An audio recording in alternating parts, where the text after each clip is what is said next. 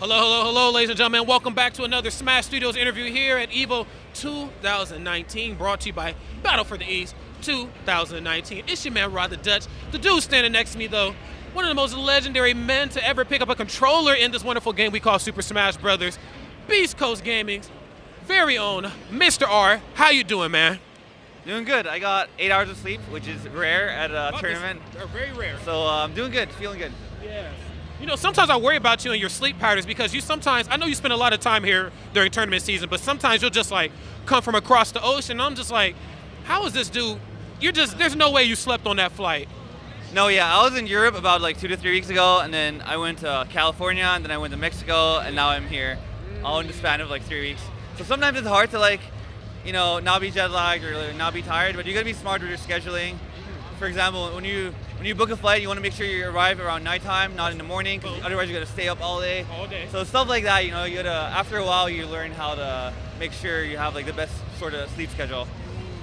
I tell you what, man, if Smash doesn't work out for us, we can both go into the business of booking flights and stuff for people, man. Sound like you know what you're doing, right? Oh, yeah, years of experience, 10 years plus, so. 10 years? 10 years plus. All right, man, so let's jump right into it, man.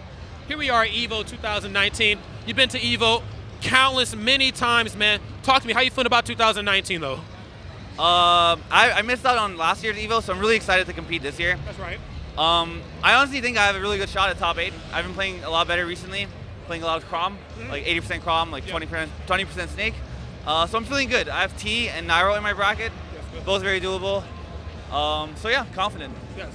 Yes. And I think that's kind of the trend that I picked up from some of the other players that I've interviewed today. It just seems like a little bit of confidence is going to go a long way. And I don't want to harp too much on the cliches about this tournament. Of course, there's 3,000 plus people here, probably the most that we've ever seen in Smash history. This is the first big one for Smash Ultimate. So I know everybody's looking to put their stamp on the board, but I know somebody like yourself who's been in this community for so long, the pressure's nothing, man. It's just another day for you, right?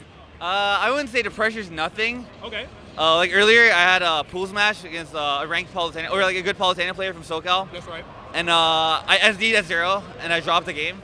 And that's when the pressure kicks in, because it's like 1-1. You don't want to like drop out of pools at EVO. That's not a good look at all. So sometimes the pressure like comes and goes, especially when you go to on stage. Like it's not like I get nervous, but it's not the same feeling as just playing a normal friendly. That's right. You know what I mean? That's right. If that was the exact same thing, then I'd probably play a lot better, and a lot of people would. So there's always a little bit of pressure. Always. It never goes away. Always a little bit. Yeah. Never sleeping on anybody, of course, right? Of course, yeah. I mean, it's EVO, so That's right. Can't sleep on anybody. That's right. Now, let's talk about it, man. PGRs just came out. A lot of players have some type of feelings about it. Some people they're in love with it. Some people kind of aren't. Talk to me, man. How you feeling about the PGR this season? Placements and everything. For not just yourself, but other people as well, too. I know they prioritize peaks over consistency this season. That's right. And back in Smash 4, there was a time where they prioritized consistency over peaks. And people complain about that too. So it's kind of hard for like PG, honestly. Like I feel like no matter what they do, people always like find something to complain about, which is fair. The algorithm doesn't seem perfect. Nope. But like I'm friends with Swar, PG Swar, and I know the amount of work he puts in for like PG stats and all like the collecting data on all of that. Like it's not easy, It's not easy. They're trying to do their best as well. That's right. Like they truly want like the best possible list for everybody. But I also feel a lot of feedback is like fair as well. That's right. So yeah, it goes both ways in my opinion. I think next season it's gonna be a lot better, for sure. It's kind of like a chaotic neutral, but like a necessary evil because, like you said, they put so much time and effort into the PGR.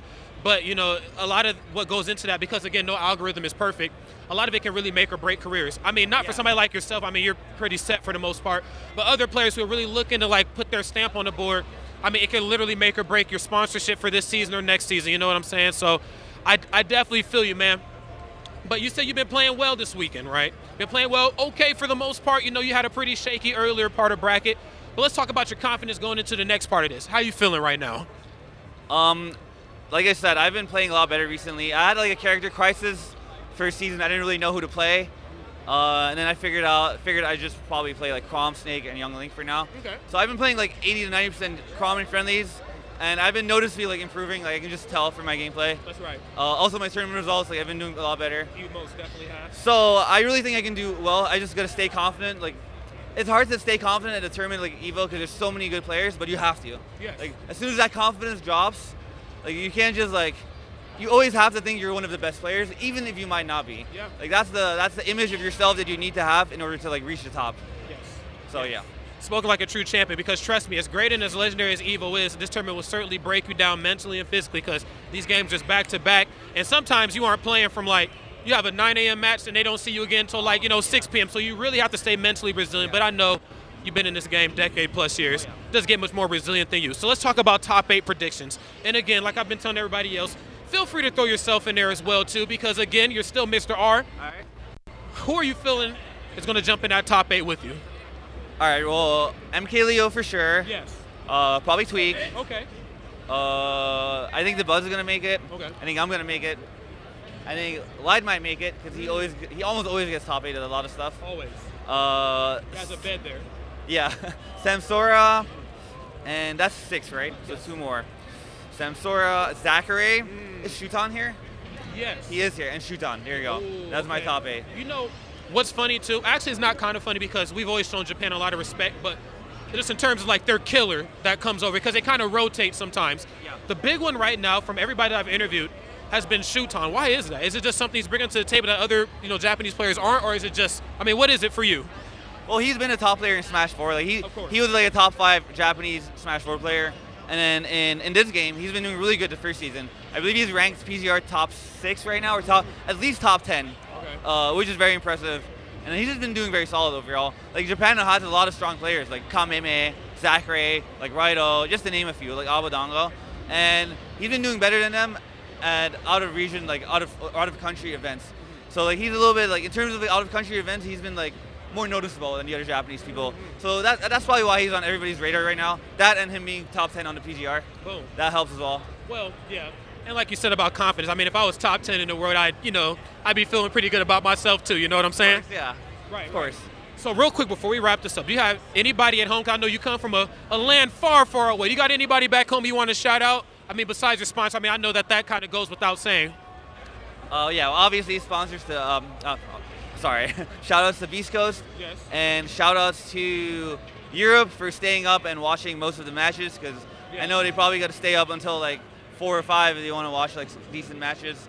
Shout outs to the Netherlands, my home country. That's right. Shout outs to California, my temporarily home.